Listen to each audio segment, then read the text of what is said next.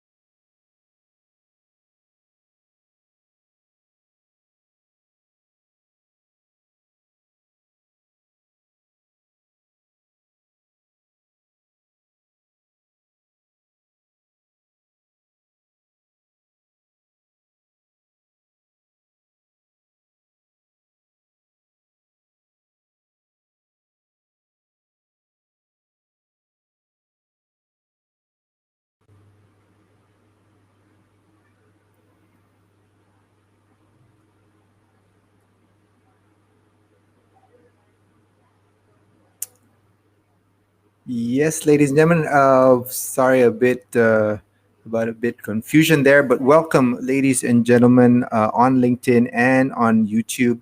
This is Grow, our weekly show that talks about everything from life, love, and everything to do about your growing your influence both on LinkedIn, on social media, as well as in real life. As you know, what you do and what you say on social media really is a reflection of who you are. So, growth in your own personal space really is reflected in your social media posting. So, welcome once again, everyone, to Grow, your show that talks about growth of your influence and network on LinkedIn and on social media. So, with that, ladies and gentlemen, we have two wonderful ladies for you tonight, or today, wherever you are in this world. We're here in Malaysia. It's 9:02 p.m.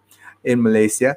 But I do have two ladies from the Western Hemisphere. Please welcome Bruna Brandao as well as Lola Turner. How are you? Good. Great. How are you? I am fine. I am still dressed in red, and so is Lola here. It is still the Lunar New Year season. So, Kong Hi Fa Choi, Xin Yan Kawai La, to all our Chinese friends from all over the world. A happy New Year. And so, let's start with you, Lola. Can you introduce yourself and tell our audience and listeners what you do? Absolutely. Good morning. My name is Lola Turner. Good morning, good afternoon, good evening, wherever you are. I am a finance director. I'm currently based in Charlotte, North Carolina. That is, I guess you could say, the south part of the United States. And I am a finance director. So I love all things accounting and finance. A lot of times people think accounting and finance is boring, but someone needs to do the boring stuff to help other businesses succeed. So really, that's what I'm passionate about. That's what I do, in my day-to-day job. And then I also have a podcast that I host on accounting and finance that is in Spanish. So I have my hands in a lot of things, I think, like most people in the Growth Academy, but always happy to help businesses, always happy to help individuals when it comes to accounting and finance. Wonderful. And how about you, Bruna? Welcome. How are you? Thank you. Thank you so much, Azif, for having me on the show. So, good morning, good evening, and good afternoon, everyone. This is very early for me here. I'm based in Mexico.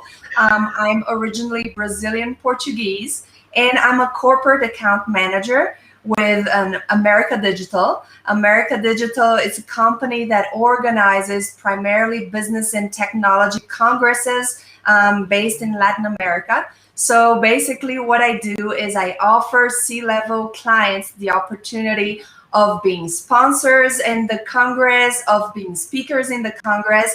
And in a nutshell, I'm a good salesperson for you. That's great. So, ladies, the way the world is happening right now, is going on right now with the pandemic. We don't really see an end to it. Right here in Malaysia, we're still on an extended lockdown. Basically, I've been Mhm. working from home for just about a year now. So, how have you seen this change in what you do and what you're working on right now? Maybe we'll start with you, Lola. Yeah, so I think for me, the biggest change that I've seen is just a higher sense and a higher need for communication. I think everyone's probably seen this, right? So when you go from being in person, seeing the person live, and now you're having to do that remote, there's a tendency to be disconnected even more from the person, whether it's in your work, whether it's in your relationships. So I really think for me, it has gone to really being intentional. Like you can't take the trip to go see the person. I had the opportunity to go back to Nigeria last year, just in time before the pandemic. I got to spend some time with my dad. And now I'm finding, I can't make those trips as frequently as I did, right? So it's really about cultivating and maintaining the relationship and leveraging the tools that we have online to be able to do that. So for me, that's really what I've seen is having a higher sense of communication, because I've heard a lot of people, they feel even more disconnected now, right? And we have more tools, we have social media, but we've had a lot of people that have been challenged just with the separation and feeling like they're by themselves and feeling like they're alone. So for me, how I've helped that is just checking in on my friends, checking in on my team members. Like, are you good? Checking in on the people that report to me, just making sure everyone's okay. Because I think sometimes with that isolation, it's a little bit hard for you to notice the changes, right? And so that's been the biggest thing for me, is constantly staying communicating with the people that I love, communicating with my team. Hey, are you okay? Are you doing well? Because you never know, right? And so with this distance, it's so important to just constantly check on the people that you love, make sure everyone's doing okay, and really be intentional, because it's so easy to just, stay online but not really connect. And I think that's a big That's right. difference for me. That's amazing. Thanks for those comments. How about for you, Bruna? What have you seen? Yeah, I think I agree 100% with what Lola was saying. I think that the main transition for me, and speaking more primarily as the business, salesperson, it's the need to connect and engage with customers, right? Like back in the day, a year ago, we used to call up the customer and we used to do the sales call, physically visiting the customer. And right now, we don't have this possibility. So this is actually one of the reasons that I got more involved in LinkedIn. It's because we need to keep on with the conversations with the customer. And we have to resort to social media. There is no other way right now that we can't connect. People are not at the office anymore. It's even hard, like, to find them. So this is a way to keep very current. This is a way to keep connected and obviously do well our jobs. So the main transition in a nutshell for me is making sure that I have a good level of engagement with my customers, and that they know that business is going on, that they can count on us. We're here. Right. That's amazing that both of you are saying the same things. And, I lead corporate culture and employee engagement at a large Malaysian telco. I'll go ahead and say it's the best Malaysian telco. And, my job previously, BC, before COVID, was to get on a plane and meet people from all over the country, because we are very widespread and we have over 3,000 people in various locations around the country. And I would meet them and I would sit down and face to face, listen to them and really connect with people. But once COVID started, and interestingly enough, we had all of these online sessions, right? And we had plenty of them, and we could do so many more than we used to do, because we didn't have to buy a plane ticket, didn't have to book a hotel. I could go around the country in a single day, right? I can have meetings after meetings after meetings and meet all these people. So at the last count, myself and my team, we had met 98% of the entire employee population. And we thought that was amazing until I presented to the chairman and he said, what about the other 2%? So I guess that's why he's the chairman, right? But I love your comment, Bruna, about, this is why we need social media. We need to connect with more people. And let's start with you, Bruna. How has your LinkedIn journey been? When did you start, and, where are you at now, and what's going on there? Okay, perfect. That takes. I actually haven't started being really active until a month and a half ago. So if you think about it, it's very soon. But I can tell you, and I've listened. I had the pleasure of listening to you in another show, and I like the expression to say that I was born on LinkedIn a year ago. Actually, in March 2020. Where precisely we come to the point where we have to do something about the conversations with the client I was talking about, right? And so I created my profile, I just like anyone did.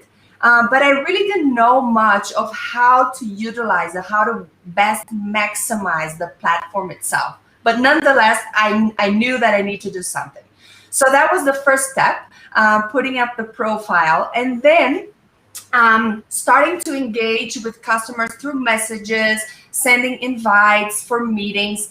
But guess what? That didn't really work very well. At least in the beginning, I was feeling that there has not been very much of a good response rate to, my services, to offering meeting requests and things like that. I knew there was something else that I needed to be doing. And then one thing led to another. I had the pleasure also of doing a sales online certificate program, which the last module that we talked about was precisely social selling.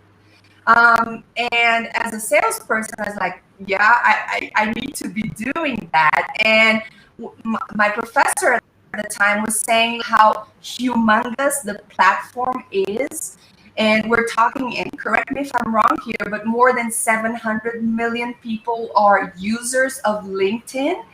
And the other very astonishing thing that I understood from it is that from all of these million users, only 10% roughly are very active, in the sense that they're actually contributing with posts, with publications, whereas the other 90% are very passive about their profile.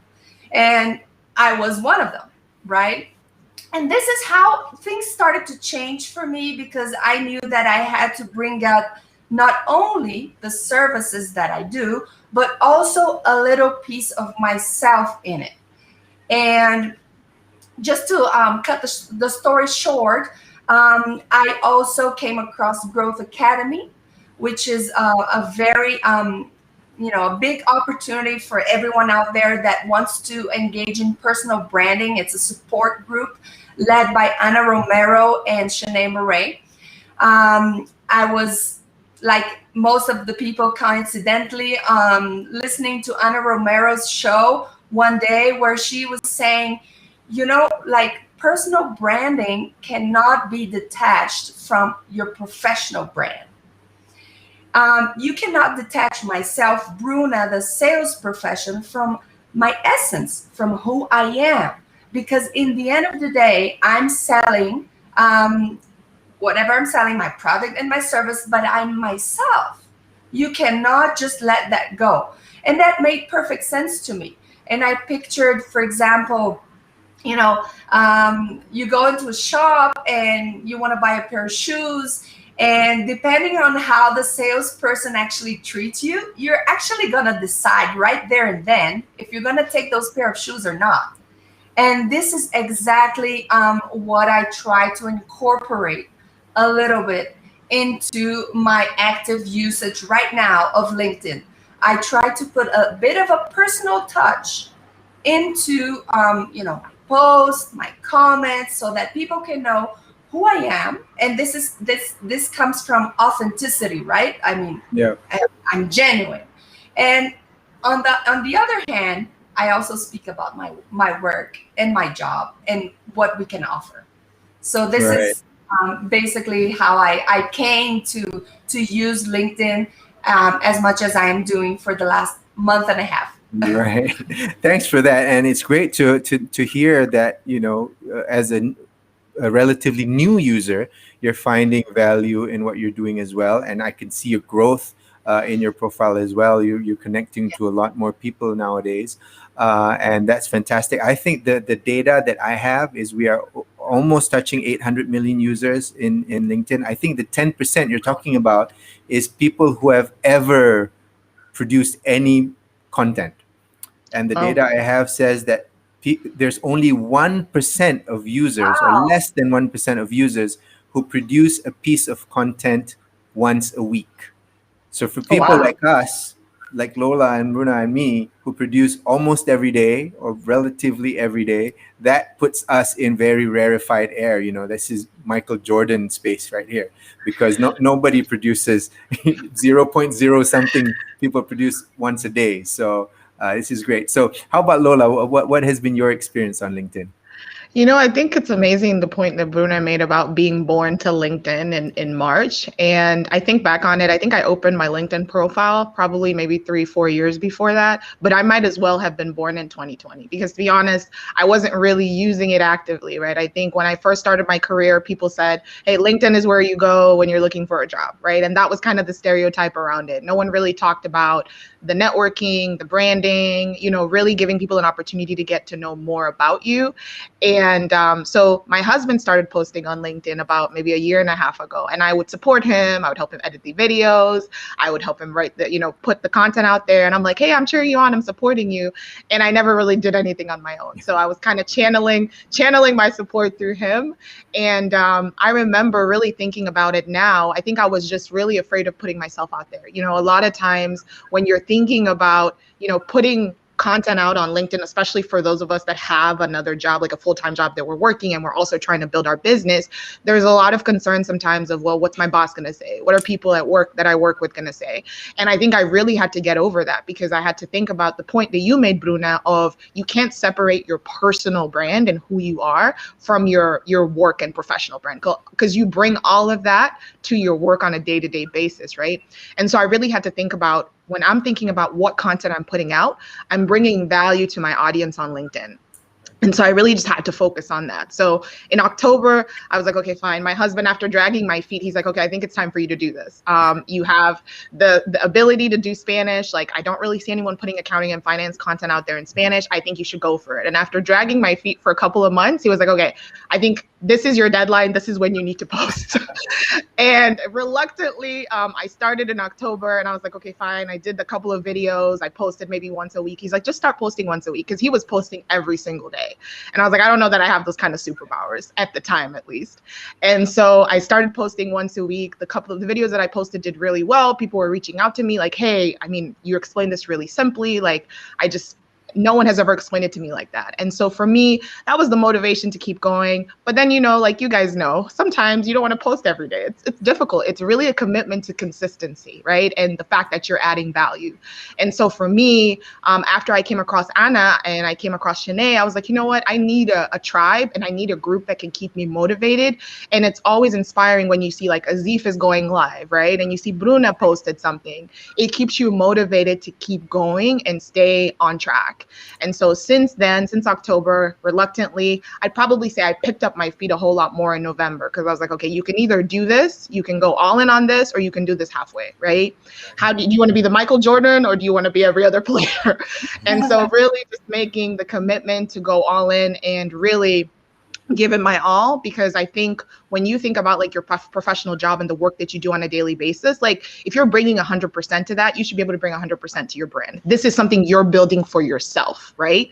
You're not doing it for anybody else. This is your brand. This is what defines you. And so for me, that was really kind of the change in mindset. Like I need to bring my best self, not just for my audience, but I owe it to myself also to figure out, how do I, Lola Turner, define my brand? Who am I? What value do I add? How can I help other people? And I think that's really helped me. And of course, Growth Academy has helped me stay accountable as well, because I think that's important. Wow, it's so many great points that both of you have raised. I started my LinkedIn profile probably in 2010. So Mm, it's been 10 years. It's been over 10 years. But like you, I didn't do much until last year in August. And the only reason I knew the data points that I was mentioning, Bruna, was because somebody came to our company, Cellcom, and said, you guys really need to look at LinkedIn as a company. And Okay. she showed me these data points, and 700 million users, only 1% produces once a week, which means there's so many eyeballs out there, right? There's so many mhm. people are hungry for content because nobody's producing content. Then I started to watch people like Gary Vee say that LinkedIn today is what FB was 10 years ago. And Yes. nobody, Yep. it's so undervalued. He's saying that the eyeballs that you get, the organic growth that you get.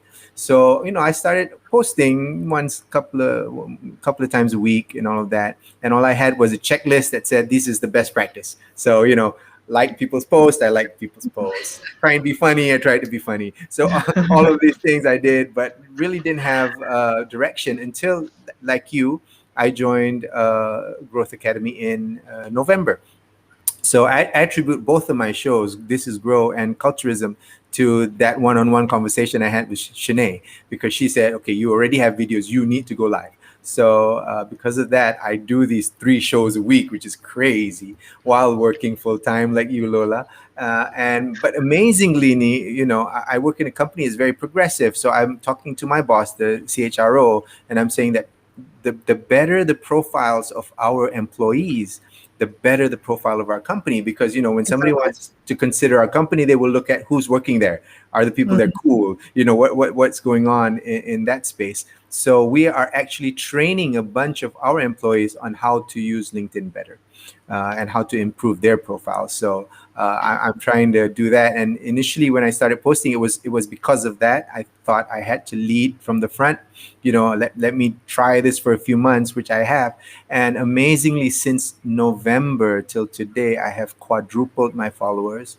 And it's just crazy. The amount of love you get from your audience is amazing. So I want to go there. Maybe, Bruna, what kind of feedback have you gotten from your audience on LinkedIn? What's the Yeah. vibe? Yeah, definitely. And like I said, I've been only a month and a half really being active. So just maybe taking one step back, I would just like to add that everyone's journey is unique. It's to your own process. And this is something that both Anna and Sinead, they mention a lot. So the first and foremost, that I think it's important for those people that are out there that want to make more use of LinkedIn is to get clear on what do you want from the platform. What's your objective? What are you trying to achieve? From that, which is the basic, then you need to build a plan. Like anything else in life, you work on your plan and be consistent about it. And so this is precisely what I did. For me, in my goal is to increase my network, and more so in Latin America and in North America, because this is where I work, with the markets that I work main of the day. Also generate new business, of course, and then to leave also, a bit of me in the sense of what are my values, things that I believe in, making sure that, I do express myself also in terms of my own personality.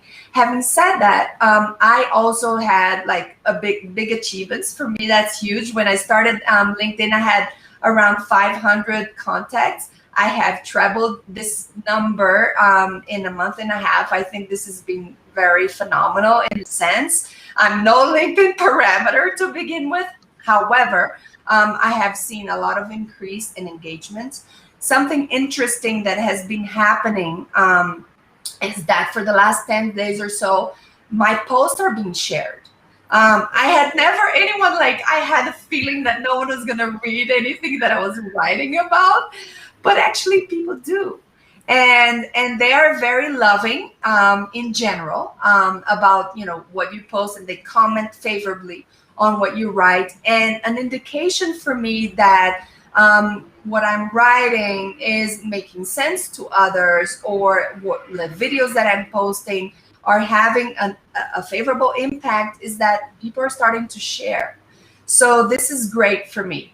And then in the end of the day is to nurture the network that you already have established, because I mean, in the end of the day, like these are your supporters, your cheerleaders. But also, what else? What else can I be doing in order to, make sure that people see who I am and also align that with my work, right? So I think I would point out these two big achievements: number of contacts and how my network has grown, and the fact that in such a short period of time, I'm seeing people like my posts, like my publications, and share my content. That's amazing. And you were so worried about going live. And I must say, you're doing perfectly fine. You're doing Oh, good. wonderfully, Bruna. You're doing great. So, so congratulations on that. What about you, Lola? What did you find? I would say the biggest thing that I've had to overcome, or the biggest thing that I've learned, because initially, like I mentioned earlier, I was dragging my feet with just putting out content. And part of that is because I'm not a native Spanish speaker. So I put out content in Spanish. I mean, I am African, I'm Nigerian, Kenyan, which there's no Spanish close by there. I learned Spanish, through living in Brazil and then moving to the States. And so for me, I was just really nervous about, am I going to say the right words? Am I going to do the right things? And what I found is people are incredibly supportive.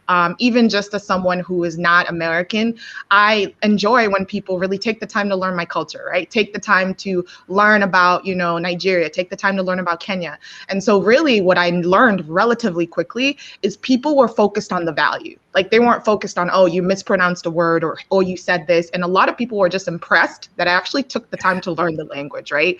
And I think it says a lot about the respect that you have for the culture. It says a lot about the respect that you have for the people. And I was pleasantly surprised to find that. And I was actually pleasantly surprised to also find that my Spanish wasn't as bad as I thought it was. Contrary to what I would tell my husband, I was like, I don't really feel like I'm there. I don't really feel like I have the professional Spanish, right? But at the end of the day, people were focused on the value that I was adding. So I found a lot of support there. I found a lot of people have actually reached out to me and they've been like, oh my gosh, we love your content. We love what you're saying. Like, where are you from in Latin America? And I'm like, oh, I'm not Latin American. So for me, that's a pretty big achievement to say, oh my gosh, like my Spanish is good enough to where people think I'm Dominican Republican or I sound Mexican, but I don't look Mexican. And so it's always interesting to have those conversations. So really for me, the big thing has been the community and the people that I've met, because I always love it when I see people, their eyes light up and be like, man, like I just didn't understand that. And you made it so much easier. And so for me, that's really my focus, to help clarify accounting and finance to people, because a lot of people it's something that they dread, right? And a lot of people don't want to talk about it, even in your personal finances. A lot of people just kind of dance around it. And so for me, how can I bring my personality, my fun to help other people? And I think community and clarity on what people really want. Because I think a lot of times we're so focused on, man, like, I just don't really feel like it's good enough. Like, I don't really feel like I'm showing up the way that I should be for my audience. But one of the things that I've learned from my husband is he just says, just show up. And you can pick up gradually on what your audience really wants. Focus on what your audience wants. Don't focus on what you feel like your audience wants. Because sometimes there's a very big discrepancy between that. And you're trying to perfect it and make it better without really understanding like, oh no, they just want this, or what I'm already offering is good enough. So I think that's probably the biggest lesson for me. That's great. And what I am constantly amazed with is, look at us right here, right? We have a Brazilian who lives in Mexico. We have a Kenyan Nigerian in the States who posts in Spanish, and I'm here, a Malaysian from Kuala Lumpur, and we're having this incredible conversation. And there's people from all over the world right now. I think Mark is in the Netherlands. I think he's a Brazilian living in the Netherlands. We have, all sorts of people in the audience right now from all over the world, that it is really crazy to think that just by us being connected on LinkedIn, we can have these global conversations right now. And what you were saying, Bruna, about, just putting out your content and just starting out, and Lola saying that, we always think, is this good enough to put out? I think what we've learned also from Shanae is that, don't over analyze things, right? Mm-hmm. Just show up, just put something out there. You don't know who will love it, who some people might not like it, but that really doesn't matter because you will find your audience. And LinkedIn Exactly. is huge enough that somebody will think that what you're putting out is valuable to them. There's a quick question here from Puresh. Yeah, he's saying, how do we create more engagement with the current network that we already have on LinkedIn? So maybe we'll start with you, Lola, and then go to Bruna. How do you engage I with would your audience? I would say is make it less about yourself, make it more about your audience. And I know that's easy to say, but I'll give you like a tangible example. So for example, one of the things that I posted yesterday was just about my story as, when I was first starting out my journey as a child. And a lot of people find a story that a lot of people can relate to. Everyone was a kid at some point, right? Everyone can relate to that story. So I think for me, what I found is in that story, I shared, okay, this is my experience as a child. I was very confident. I was very loud. I was very energetic. And I was really just, loving life because kids are innocent. You don't know anything, right? No one's told you no yet, right? But then as you start to get older, you find people are starting to tell you what you can do, what you can't do. Maybe you should be more quiet. Maybe you should be more reserved so you don't scare people off. Maybe you shouldn't talk about your achievements. There's all of these things that people say. And then I noticed that as I started to hear people's opinions, I started to kind of retract my personality into a shell. Like I wasn't as loud, I wasn't as energetic, I wasn't as bubbly. And it started to affect my self-confidence because I was more concerned about what people thought than I was really, being myself. Right. And I realized that relatively quickly.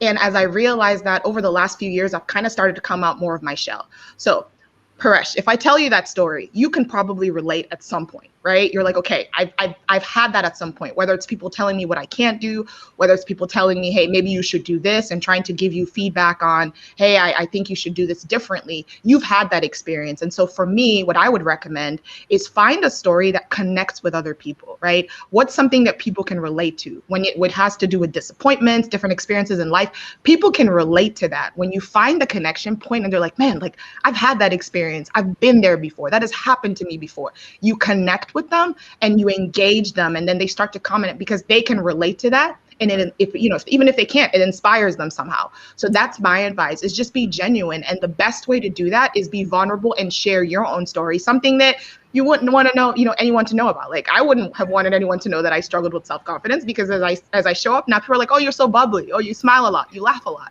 But I wasn't always like that. I had a period where I was really struggling with being myself because I was concerned about what people thought. And everyone's dealt with that, right? So I would say to Paresh is find a point that draws people in, specifically that is an authentic story about you that other people can relate to. And you'll be amazed at how people will be like, man, like I can relate to that. And I've been there. And for me, that would be the advice that I would give to engage with your audience. Wow, that's wonderful. And how about you, Bruna? What Yeah, would I you mean, say to Puresh? no, definitely. I think that everything that Lola said makes a lot of sense. And I think in the end of the day as well, you need to put a plan into action, right? Mm-hmm. And engagement is about being active. So, how can you engage?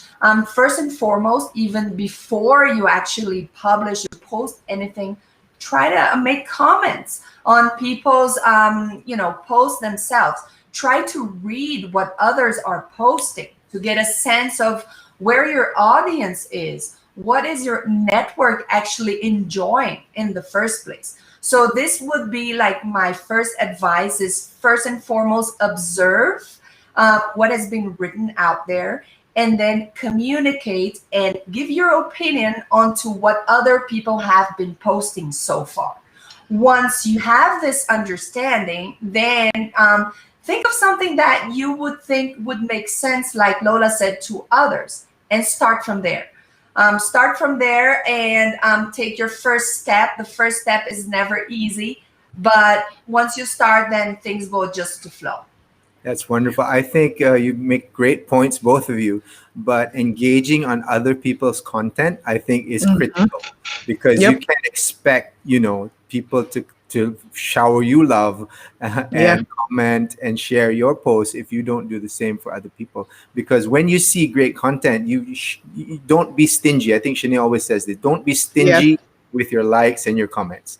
If you see Mm-hmm. something good, say it. I mean, this is great content, say it. And if something touches you, comment on it and add value to it, because when you show up that way, you will attract people like that who will show up on your content as well. So Right. those are great points for all of you out there. If you're just starting out, really, and you don't really know what to write and there's no content, you can't think of anything, at least start and comment on other people's content. Like Lola said, you can start by sharing other people's content and commenting on that and saying, "Hey, I read this great post by Bruna, and this is what I think about it." And you can add value there, and you can post that. So you don't really need to, crack your head and figure out how you're going to do this daily, like Lola does. But one of the things that Shanae always teaches us as well is to document, you Yeah. know figure out what goes on in your day and just have a little notepad, or write it on your phone and say, this thing happened to me and it touched me in a way, because like Lola said, other people have the same emotions and have the same reactions. So as long as you document that and you put that out there and you say, this made me feel this way, somebody else felt exactly the same way, and they will connect with that and they will engage with that. So I have another question here from my brother over in the States. It's Will Nelson. He's also a red beard like me. He's the American red beard. And he says, how does Asia Pacific, which I'm here, and Latin America different from the US in networking? I don't know, maybe Bruna, you want to, what's networking like in Latin America? Yeah, I'll take the Latin American part, and maybe you can take the Asian Pacific one. Well, I think it all starts also from an understanding of culture per se. Mm-hmm. Anything having to do with networking or even business etiquette, you need to be fully understand how that culture behaves. So as a Latin American myself, I mean, this is the society that I grew up with. I think it comes naturally. But for those that are trying to engage, and it's a different world, so to speak, I would say, just like we are doing right now, resort also maybe to other social media in those particular areas of Latin America that you want to follow or that you want to engage with. Read the news, watch TV, anything that you can actually incorporate or put yourself more into the daily lives of what is happening in Mexico right now. What is happening in Brazil right now? What are people commenting about? So again, it's just, the fact that you need to be able to do your own research on those cultures in order to know what they want to hear from you or what sort of topics they want to talk about. So I would start from there. And then the second part is you have to be yourself. I mean, networking with clients from different countries, in the end of the day, they need to know who you are. So as long as you're professional, as long as you're authentic, and you have, a good product or service to offer, you should be good to go. But then you do need to do some research also on the country and the culture that are you getting into it. Right. Lola, are your listeners from all over Latin America, or they're mainly American? I have a mix. So a lot of my listeners are from Peru, Latin America. And one thing that I will say is interesting as an outsider looking in, and living in Brazil and living in Mexico for a little bit, I will definitely say the culture is a whole lot more caring. In terms of networking, that's one thing that I've realized. And no knock on the US. I think we're just very, very formal on how we do things. Now, obviously you meet different facets of people, but like one of the things that I noticed even on LinkedIn is when people comment on my post and they'll put a love heart on my post, or they'll comment on my post and they'll say something like querida, which is like sweetheart or dear. That's not typical in the US. If someone posted that that was American, you would be like, okay, this is a harassment. Like, why are you commenting? But no, in all seriousness, I think that level of just care and how people interact with each other. So if you're in the US and you're American and you're trying to interact with people from, let's say, Latin America, it's just being cognizant of that. If someone reaches out to you and puts a love heart or says querida or says mi amor, like it's not, it's not a negative connotation. It's just Right. how people communicate. Like even in Brazil, that was one thing I had to get adjusted to, the kissing on the cheek. Now they're not doing because of COVID, but the kissing on the cheek on the left and right side when you greet people, in same thing in Mexico, except it's one side. Like all of those things are showing of affection, and it's not very common in the US. So just being able to, like Bruna said, study your culture. Like, who are you trying to reach out to? How do they communicate? How do they feel comfortable communicating? And sometimes that also varies, right? Depending on what space. If you're more structured, more corporate, you may have formal words that you use. If it's more informal, and what I've noticed also is it goes from formal to informal relatively quickly. So once you break the barrier, you have a conversation with the person and you get comfortable, it's a very different connection. So it's just being mindful of that. Like Bruna said, study your audience, understand, what the culture is, what they're talking about, to be able to communicate and meet them where they are. Wow. It's wonderful what you said about affection. I think Asian cultures are also very affectionate, but there all are levels of, familiarity. In the Yes. Muslim world, you'd find that men are actually very affectionate with each other, because men are not affectionate with women, especially if they're not part of the family. But men will walk holding hands, and men will call each other Habibi, which means love or dear.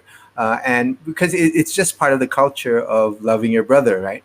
So, like you said, it could be weird in different cultures if Yeah. we did that. But one of the things I think that LinkedIn allows us to do is do this research that both Bruna and Lola are talking about, because you could easily search your followers. You could search users of LinkedIn by country, by area, by location, by language, so you could really reach out to people from all over the world just from your desk, wherever you're seated, and reach out to people from Latin America, reach out to people in Malaysia, or New Zealand or Australia, and be able to connect with them in a real way, like we're connecting right now. So that possibility just opens up so much, opportunities for all of us here. So we have a great comment here from, I think he's from Malaysia. Fauzi says he's still looking for his direction in this platform, but he's happy just to hear from us, from all of us tonight. So that's great. We have Coach Tommy here, Tommy Pavia. Uh, he's an excitable guy. He's a I he's can a see that. coach. He's a coach, and he's about to drop an incredible athletic equipment onto the Wow. market, to the world. So he's great things coming up for him, Coach Tommy. We have all sorts of people in the audience right now. So if you have questions, guys, keep them coming. There's really a lot of Restream here sent me a message, said congratulations, we have more than 100 messages today. Thanks for that. And let's see if any more questions here. Shafiq says it's like learning the language, get to know the culture, then we can get more engaged. Exactly. So guys, they're listening, they're understanding what we're saying today is, getting to know other cultures. So both you ladies have been are very international in that sense, right? You've moved to different countries, you've experienced life in different areas. I think that helps. I've lived in the States for a few years, and it gives us a more global perspective. But that doesn't stop anyone who's never lived internationally from reaching out, because on LinkedIn you have the world in the palm of your hands, really. So do you find, Lola, that you have followers and connections from different countries and different cultures? Yes, absolutely. And I think it's interesting. And I actually posted about this on LinkedIn the other day, where you find sometimes that you find people that you think you have nothing in common with, right? And you think you have nothing in common with them, but they end up being like really great friends. There's a guy that I connected with from the UK. He's amazing. I can't think of his name right now. And he's just been really supportive. I don't think he speaks Spanish, but I connected with him. He's just a really great guy. He comments on my posts, even when I do them in Spanish, because of the translations, he'll comment. And I really find that, honestly, I mean, just to be completely honest and transparent here, I learned Spanish through the soap operas. That's how I learned Spanish, right? Telenovelas. I Through the telenovelas, exactly. And I mean, I already spoke Portuguese, so to be fair, like I did have a bit of a head start. But that's how I learned. I started watching telenovelas before I even talked to one Hispanic or Spanish-speaking person. That's how I learned. And my roommate at the time was from Mexico. She didn't really speak Spanish.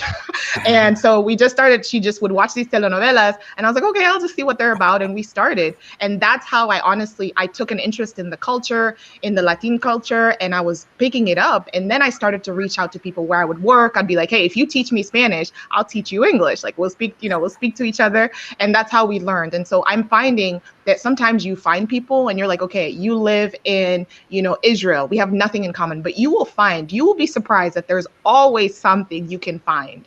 Everyone has a family. Everyone has a spouse. There's always similarity somewhere. And so really taking a step back and not being so focused on where this person is from, but connecting to them as a human. Like, what is it that I have that I can relate to? Like the individual that I mentioned from the UK. I mean, looking at the surface, we have nothing in common, but he has such a great personality, has such great energy, and I connect with him because of that.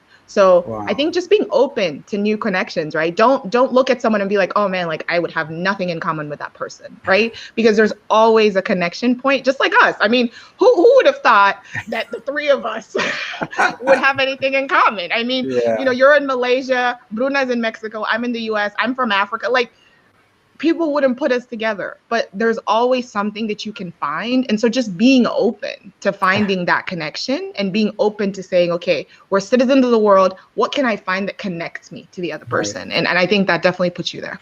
That's interesting. You mentioned Israel because, for a Muslim living in Malaysia would have nothing to do with anyone in Israel. Exactly. But I am connected to Dr. Abraham Jared Meyer, Dr. AGM. And he's actually invited me to be part of his mental wellness society, which I have gladly accepted. And we are great friends now. We talk all the time on LinkedIn messaging. So it's just totally amazing. What have you found, Bruna, in terms of international connections? Oh, yeah.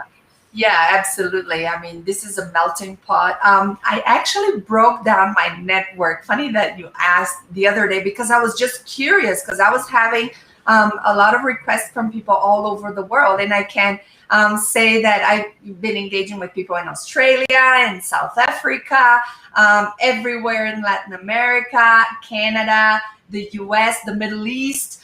So yeah, very international.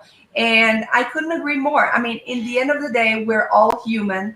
We all have similarities. But on the other hand, besides finding in the similarities, I think what we need to do is to appreciate the differences, because there is richness in difference.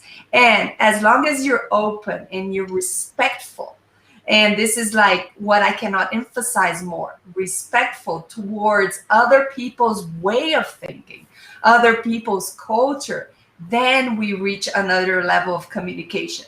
It's not even about trying to find things in common, but is actually to perceive that people might not look at things like I do. And that's fine. And that's beautiful, as long as there's respect.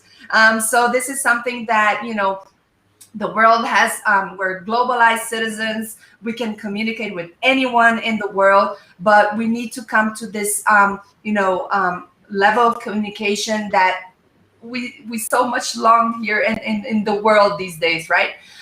So I would add that part.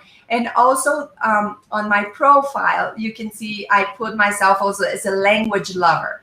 I love languages. And more than actually being able to speak the language, what I love is communicating with people. So through language, if I can reach out to a wider crowd, whether that's in Spanish, in Portuguese, and in English, this is what eventually I like to do, is to communicate with people. Wow. And one of the tools that LinkedIn is amazing on LinkedIn is the translate button, right? So I can go to your post, Lola or Bruna, if it's in Spanish or whatever language, I can just press a button and I can, even if it's not perfect, I get the gist of the post and I understand what you're trying to say. So just using that, I have reached out to so many people in using so many different languages that it is totally amazing. It's funny that you mentioned telenovelas, because one of my guests, our fam from Growth Academy, Juan Carlos Rojas from Lima, Peru. He was on my show, and I asked him, and one of the funny questions I asked him, what's your favorite telenovela? And he says he doesn't really watch it. But in Malaysia, while I was growing up, before cable TV and before, of course, streaming and all of this, we only had three TV stations, and one of the stations always, aired telenovelas. So growing up, we could, at least get a piece of that culture, and it was amazing to watch. But sometimes they translated it into Malay, our national language, and it became really funny. So it became a joke because the mouths didn't match the Yeah. voice, and the Yeah, voices it's were always funny. funny. I was gonna say it's funny that you mentioned that because now that I think about it, there were two telenovelas, and it's funny that I can remember this. One was Esmeralda that used to come on actually when I lived I in Kenya. remember Like now that Esmeralda. you remember Esmeralda? Yes. Yeah. And it was translated in English. And I think back on it, I'm like, okay, so I've always watched telenovelas. They've just been translated. But yeah, Esmeralda was a really good one. It used to come on in Kenya. Yeah, that was on in Malaysia as well. So that's how the culture, the Latino culture, spread around the world. I think that's how the Koreans did it with the K-pop and all the Oh Korean yeah. movies and dramas. That's, it's really spreading like wildfire. So, ladies and gentlemen, you know what? Time flies when you're having fun, man.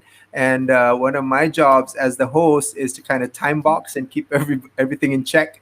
We've been on air for 50 minutes, and that's just amazing. It's just as if we've just started. We're just having so much fun. So I would like both of you ladies to kind of summarize what we've just been talking about. Maybe starting with you, Bruna. What are the key takeaways that this conversation that we just had is for you? I mean, for me, it's a pleasure. Like we mentioned before, the fact that we're from three parts of the world, talking about our own experience in LinkedIn. This actually summarizes the importance of everyone coming together in a platform that can do so much for you, both on the personal level and also on the professional side of things. And I would tell like the audience from my humble experience, just go for it. Go for it. Engage first and foremost with contents of other people. Be open, be respectful, see what other cultures and people in general are talking about, and then put a little bit yourself out there. Making sure that you leave a little bit of a digital print on things that you post every day, and be consistent about it. So yeah, I couldn't recommend it enough. Again, everyone is important as well, like I mentioned before, to get clear on what is your objective. My objective is maybe different from Lola's, maybe different from Aziph's, but you need to have a clarity on this part. Otherwise, maybe you're just not going to be maximizing as much as you could. So define a plan, define what you want from the platform, and then act on it. And I guess Wonderful. that would be for me. Strategic advice right there from Bruna. Thank you so much. How about for you, Lola? That was really good, Bruna. I don't know that I have anything to share now. No, I'm just joking. I would just say, I think for me, really, my last final thoughts would just be your authentic self. Like, figure it out, learn, enjoy the process. That's my biggest thing. I think for a while in the beginning of my career, I was so focused on growing. Like I didn't really enjoy the journey. Like I was so focused on getting to my destination. So enjoy the journey. Like Bruna said, like come up with a strategy. Like what are you trying to do for LinkedIn? What are you trying to accomplish? And just focus on the steps that get you there. Don't be so focused on, oh my gosh, I need to get to X followers. I need to get to this. Like what are the steps you need to do on a daily basis, whether it's posting consistently, whether it's engaging, commenting on other people's posts, meeting new people. Like what are the little actionable steps that I can do? I'm reading a book right now called The Slight Edge. And one of the things he talks about is, Mark Olson talks about is little steps, or Jeff Olson, little steps that get you to where you want to go, right? So it's all about little actionable steps. Don't put so much pressure on yourself to feel like, man, I should be here now, right? Just do little things at a time to get you there. And so that would be my advice. And if you're kicking butt on LinkedIn, hey, congrats, good job. Just continue doing more of it. And would absolutely love to connect with you guys. I love meeting people like Bruna. I'm a language lover. And I love meeting new people from all around the world. So I would love to get to know you. So definitely connect with me. And thanks, Aziph, for what you're doing. This is amazing. Hey. Like I don't think I would have had the opportunity to interact with all these amazing people and to get to know more about Malaysia. So I need to follow that. I need to add that to my list now of visiting. Post-COVID, of course. But yes, please, both of you do come. My wife and I will show you around Malaysia. There's many of my audience tonight from Malaysia. So, ladies and gentlemen, before I say goodbye, I need to say a few things. One of the things is that this show was brought to you by Redbeard Media, as well as Restream.io, who has powered our show tonight. As well as, please check out Growth Academy. I think it's of value. And if you do want to grow your network and influence, that's a group that all three of us belong to. And we would highly recommend that you check this out. Since you're talking about kicking ass on LinkedIn, one of my partners, her name is Ayu Shahira. Connect with her as well. And we are having a free webinar on the 28th of February in Bahasa Melayu. And language lover Bruna, you may want to be interested in this. It's in our national language, Bahasa Melayu, because we want to grow more content creators on LinkedIn using our language. So if you're interested, please check out my profile. I'll give you details on how to register for that. It's free, percuma, dalam bahasa Malaysia, hashtag LinkedIn BM. So with that, ladies and gentlemen, as always, take care of yourselves and be kind. Take care. See you guys. Goodbye. Bye, Bruna. Bye, Bye. Lola. Thank you, Thank you. everyone. Take care, guys. See ya.